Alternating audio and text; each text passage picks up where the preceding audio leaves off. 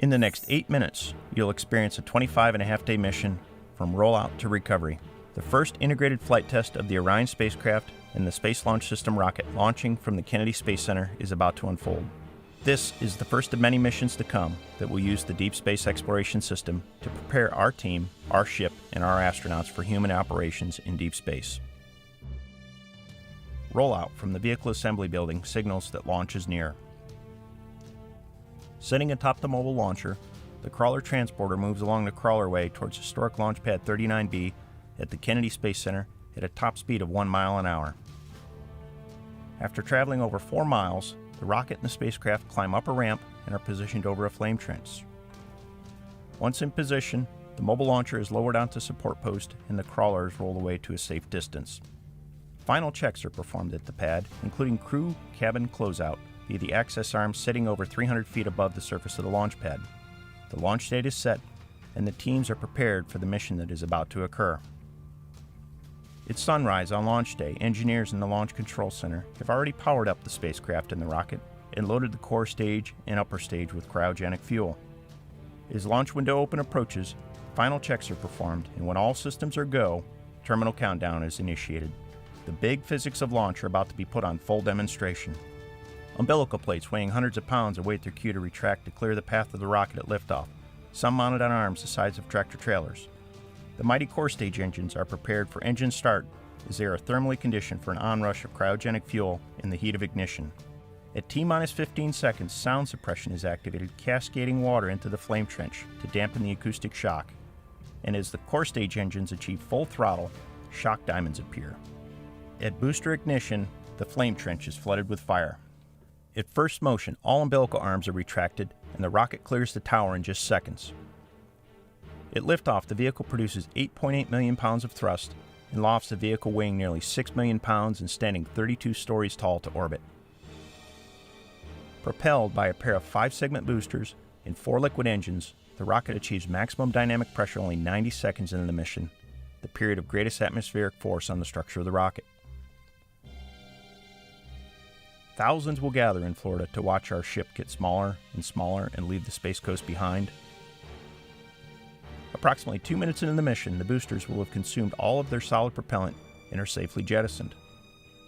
The rocket will continue on, guiding itself to orbit with magnificent precision. Just 3 minutes into the mission, the service module fairings are jettisoned to lighten the vehicle and expose Orion's solar arrays. Just 40 seconds later, the launch abort system is also jettisoned. It is no longer needed. Orion could safely abort at any time. Once at the desired velocity target, the core stage engines are shut down and the core stage separates. The interim cryo-propulsion stage with Orion will continue to orbit the Earth.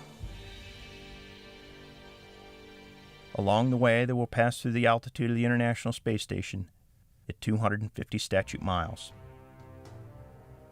During this first orbit, the solar arrays are deployed so that Orion no longer needs battery power. It can now produce its own power. Following solar array deployment, the arrays are positioned into a load-bearing configuration to prepare for the perigee raise maneuver. The raise maneuver will ensure an Earth orbit and use the thrust provided by the interim cryo-propulsion stage. Once the perigee raise maneuver is complete, Orion systems are checked prior to committing to the translunar injection, or TLI maneuver. The TLI maneuver must be successfully completed to depart Earth orbit. The TLI burn is approximately 20 minutes in duration and increases the spacecraft's velocity over 9,000 feet per second, a speed change faster than a high-powered rifle bullet travels.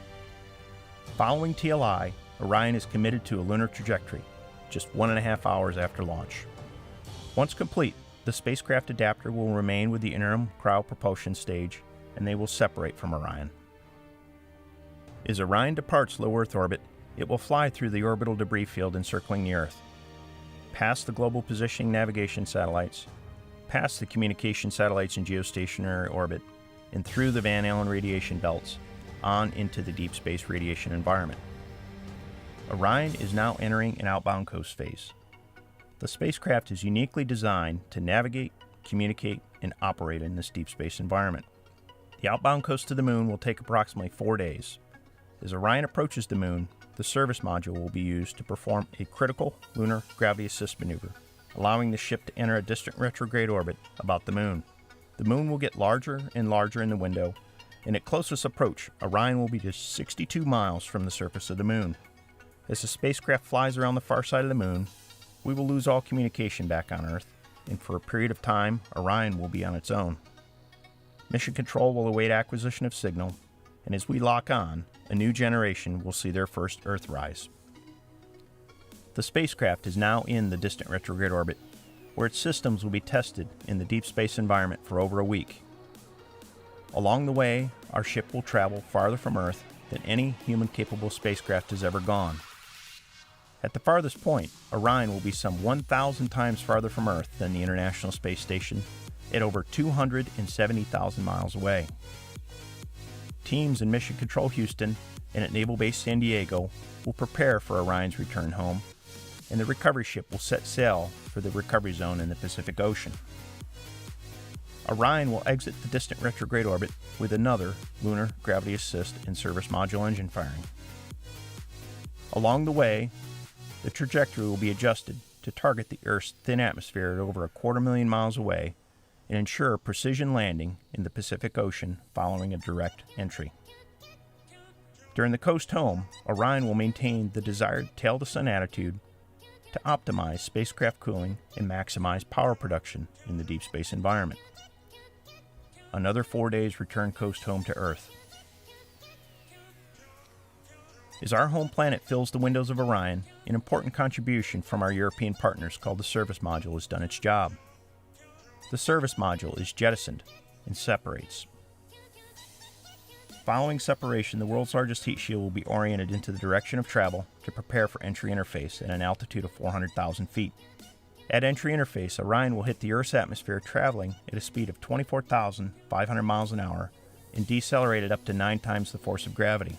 The heat shield will protect the spacecraft from temperatures half as hot as the surface of the Sun, approaching 5,000 degrees Fahrenheit.